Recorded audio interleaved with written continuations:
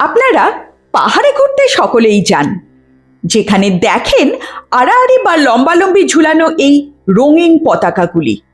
কিন্তু জানেন কি এই পতাকাগুলি কি কি রঙের হয় এবং কেন ঝুলানো হয়?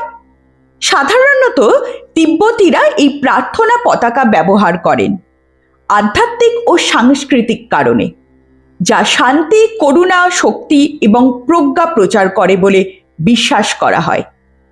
পতাকাগুলি 5টি রঙে ক্রমান্বয়ে সাজানো থাকে।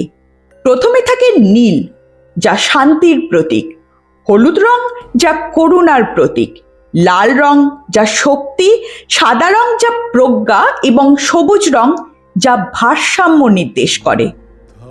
পতাকাগুলিতে লেখা থাকে বিশেষ মন্ত্র বা প্রার্থনা, যা বাতাস ও মেঘের মাধ্যমে চারপাশের অঞ্চলে আশীর্বাদ ও ইতিবাচক শক্তি ছড়ায় বলে বিশ্বাস করা হয়। এই পতাকাগুলি শুভ আশীর্বাদ ও ইতিবাচক সংকেত ছড়িয়ে দেয় চারপাশে।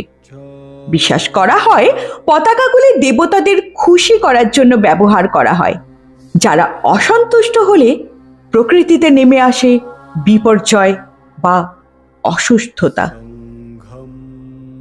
শরণং গচ্ছামি।